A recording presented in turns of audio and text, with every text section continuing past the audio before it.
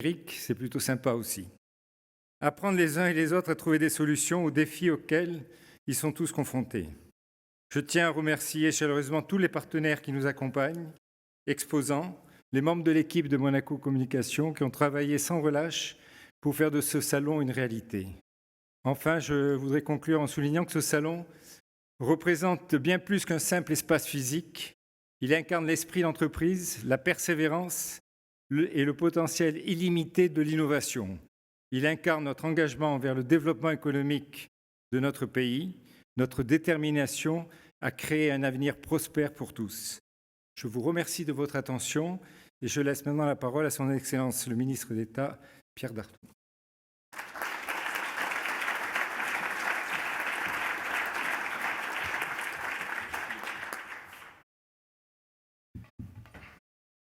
Bien, je salue l'ensemble des personnalités présentes, Monsieur Franck Julien, qui représente la présidente du Conseil national, les membres du gouvernement ici présents, Monsieur l'ambassadeur de France, Madame la présidente du Conseil économique et social et les différents responsables du monde économique, tout spécialement Monsieur le président du MEB, et puis Monsieur le président de la SBM et Monsieur le président de la FEDEM.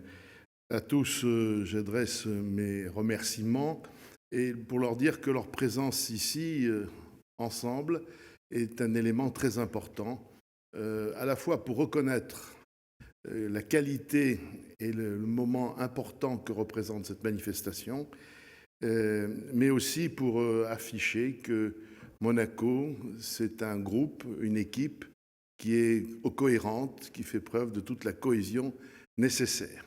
Je vous remercie, Monsieur Cohen, aussi, parce que ce salon est, alors je ne sais pas si on doit dire salon, manifestation, mais est de très très grande qualité, une fois de plus. Ce qui m'a frappé, ce sont deux choses. D'abord, le poids, et je le signale à vous, Frédéric Gintard, le poids que représente le numérique dans les stands. Et ça, c'est un signal très important. Ça veut dire que Monaco va de l'avant et que Monaco est en pointe, notamment dans ce qui concerne les technologies les plus avancées en matière informatique et numérique. Et puis, deuxième chose, qui est assez proche de la première constatation que je viens de faire, c'est le nombre de start-up, d'entreprises innovantes, de petites entreprises qui sont là avec des hommes et des femmes qui ont eu des idées et qui savent les mettre en œuvre. Alors, ce moment s'inscrit dans une période qui est assez riche en événements pour la principauté. Nous avons eu le rendez-vous des assureurs, le Yacht Show qui a été un très grand succès en septembre. Nous avons maintenant l'UXPAC. Nous aurons ensuite, et on en a parlé tout à l'heure sur certains stands, des assises de la cybersécurité qui ont lieu bientôt et qui sont là aussi la preuve que Monaco veut tenir toute sa place dans ce domaine essentiel qui est la cybersécurité, qui est un enjeu très important aujourd'hui dans un monde qui est caractérisé par une très vive concurrence sur le plan économique entre les entreprises, entre ceux qui inventent, et puis aussi du fait du caractère très sensible sur le plan géopolitique.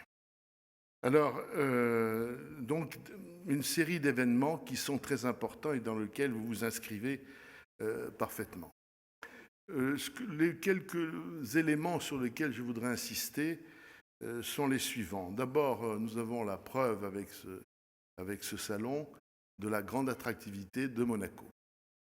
Attractivité sur différents domaines, parce qu'elle offre un cadre de vie, parce qu'elle offre sur le plan culturel, sur le plan sportif, sur le plan de la sécurité, à ceux qui viennent y habiter ou ceux qui viennent y travailler, des garanties qui sont incomparables.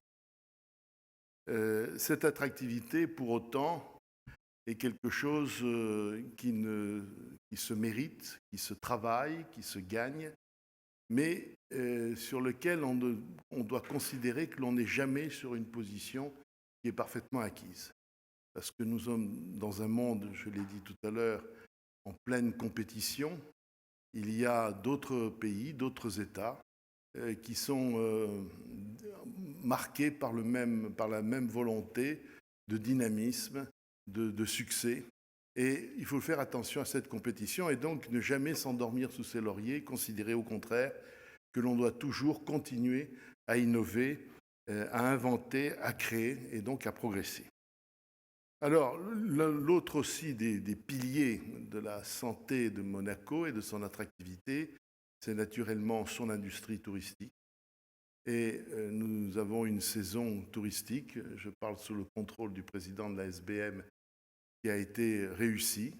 Nous avons une offre touristique naturellement, notamment sur le plan des hôtels et des restaurants, qui là aussi est particulièrement importante, qui surtout recherche dans tous les domaines l'excellence.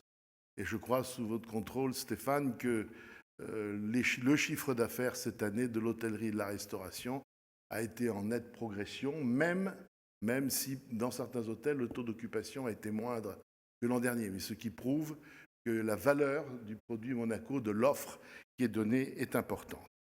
Et pour noter, bien sûr, il y a toujours, en ce qui concerne la nationalité, l'origine des touristes qui viennent à Monaco, tous ceux qui viennent ici traditionnellement, les Français, les Italiens, les Britanniques, les Américains, mais il y a de plus en plus de publics qui viennent du Moyen-Orient, d'Amérique du Sud, d'Israël, et tout cela est un point très important sur lequel il faut continuer à travailler. Alors cela dit, même si Monaco crée beaucoup d'emplois, et notamment pour les deux grands pays voisins que sont la France et l'Italie, puisqu'il faut toujours rappeler que Monaco, c'est le seul pays au monde où chaque jour viennent travailler un nombre de salariés qui est beaucoup plus important que la population résidente à Monaco. C'est un exemple tout à fait unique et tout à fait exceptionnel. Pour autant, malgré ce dynamisme, nous pouvons avoir des problèmes en termes d'emploi, des problèmes de recrutement. C'est pour ça que Christophe Robineau avait initié cette journée de l'emploi, ces moments qui sont nécessaires pour rapprocher l'offre et la demande d'emploi, pour que nos entreprises veillent à ce qu'elles puissent trouver les emplois, les compétences nécessaires pour continuer leur développement. Cette journée a été, je crois, qui s'est déroulée il y a maintenant 10 jours, Christophe, a été, je crois, une grande réussite. Je tiens à vous en remercier encore, puisque c'est vous qui avez eu l'idée et qui avez porté cet événement. Et je crois qu'on a enclenché ainsi une dynamique profitable pour tous, pour les salariés, pour ceux qui recherchent un emploi, mais également pour les entreprises. Pour autant, malgré ce contexte qui est très favorable, nous sommes face à de très grands enjeux que je voulais rappeler rapidement. Premier grand enjeu, les chefs d'entreprise sont parfaitement au courant de celui-ci, c'est la procédure Moneyval. La lutte contre le blanchiment des capitaux est une priorité absolue qui a été fixée par le souverain. Beaucoup de travail a été fait, il en reste encore, mais nous mettons tous les moyens nécessaires pour que l'on puisse réussir ce rendez-vous l'année prochaine. Deuxième enjeu, comme beaucoup d'autres pays européens, comme beaucoup d'autres sociétés et économies d'Europe occidentale notamment, il y a la question du pouvoir d'achat, tant des salariés du privé et du public. Et ça, c'est un enjeu qui mérite toute notre attention. Bien entendu, qui dit pouvoir d'achat dit nécessité d'avoir pour l'emploi privé des entreprises saines, créatrices de richesses, et également pour l'emploi public, un État qui a des finances publiques de qualité et qui lui permettent donc de préserver le pouvoir d'achat de tous ceux qui travaillent pour lui. Donc ça, c'est un enjeu aussi auquel nous sommes tout particulièrement attachés. Et puis dans le contexte actuel, aussi sur le plan international, il y a les problèmes liés à l'énergie. D'abord, nécessité d'économiser au mieux l'énergie et de développer des formes d'énergie du futur, notamment des énergies renouvelables, mais aussi veiller à ce que le prix de l'énergie qui augmente frappe le moins possible nos compatriotes, nos entreprises. Et là, comme dans d'autres pays, nous avons initié l'an dernier une politique qui s'est révélé efficace en 2023, il reste bien sûr maintenant cette vigilance que nous devons avoir sur l'évolution des prix de l'énergie. Et Monaco doit continuer aussi à travailler sur son cadre de vie, qui est essentiel. Cadre de vie parce que pour attirer des salariés, des touristes, des résidents, il faut une qualité de vie, il faut un cadre de vie de très grande qualité. Ça passe bien sûr par la sécurité, j'en ai parlé, par l'offre culturelle, par l'offre sportive, mais aussi ça passe par une urbanisation et un environnement qui sont de qualité. Pour ce qui concerne l'environnement, il y a l'enjeu de la végétalisation de la ville. C'est-à-dire que cette ville, qui est l'État le plus petit au monde, 2,2 km², avec des contraintes formidables, la plus haute densité démographique du monde, doit faire un effort, ce qui n'est pas simple, qui nécessite là aussi une politique volontariste de veiller à la bonne végétalisation de certains de ces secteurs du territoire. Ça passe aussi, bien sûr, par une meilleure prise en compte de l'urbanisation de la ville, qui est nécessaire en termes économiques, mais aussi pour accueillir des résidents, pour accueillir des salariés, notamment ceux de Monaco.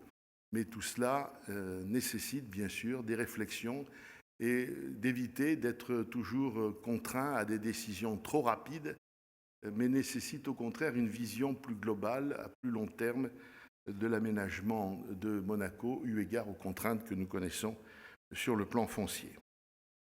Alors les autres enjeux, je ne les perds pas de vue. Il y a la question bien sûr de la mobilité, la question du logement, qui sont pour nous des priorités. Mais ces priorités, nous savons que nous devons tous les mettre en œuvre, mais il ne faut jamais oublier les contraintes de la gestion publique. C'est quelque chose dont j'ai l'expérience depuis plus de 40 ans malheureusement. Et la gestion publique, c'est de savoir, comme dans une entreprise d'ailleurs, surmonter des contraintes qui sont parfois contradictoires. Et les contraintes contradictoires, c'est par exemple la nécessité d'avoir des projets qui soient sur un plan technique et environnemental, dans une société qui est toujours plus complexe, d'avoir les réponses les plus appropriées. La contrainte aussi, c'est d'avoir les moyens financiers de faire face. Ce qui a été le cas jusqu'à aujourd'hui pour Monaco, parce que les finances de Monaco sont saines, et en plus c'est un État d'endettement zéro, ce qui est une caractéristique qui n'est pas très courante dans le monde d'aujourd'hui, mais il faut veiller, bien sûr, à maintenir ces équilibres et à toujours surmonter ces contraintes contradictoires entre celles de réaliser un certain nombre d'opérations qui sont indispensables, mais avec la nécessité de respecter un certain nombre de données environnementales et surtout de veiller à la préservation de nos finances publiques. Voilà ce que je voulais vous dire pour vous exprimer d'abord mon optimisme sur Monaco, sur sa cohésion. Pour cela, il faut rester très unis. Il faut, au-delà des différences, jouer dans le même sens, dans le collectif. C'est un exemple que nous rappelle un sport qui est moins développé que d'autres à Monaco. Je parle du rugby, c'est la Coupe du Monde en ce moment en France. Et en rugby, pour réussir, il faut que les 15 joueurs soient parfaitement cohérents, qu'ils aillent dans le même sens, même s'il y a des vedettes qui réussissent plus que les autres, mais il faut toujours cette cohésion, cette cohérence. Et Monaco a tous les atouts pour gagner. Il faut garder cette unité. Merci à tous.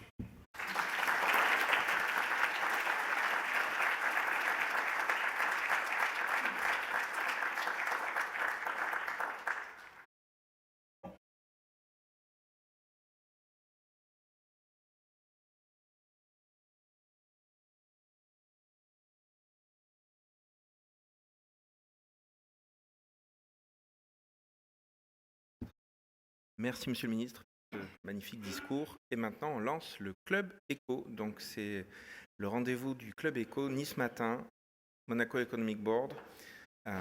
J'appelle maintenant Christian Huot à venir nous rejoindre sur scène tout de suite, ainsi que les intervenants. Merci beaucoup.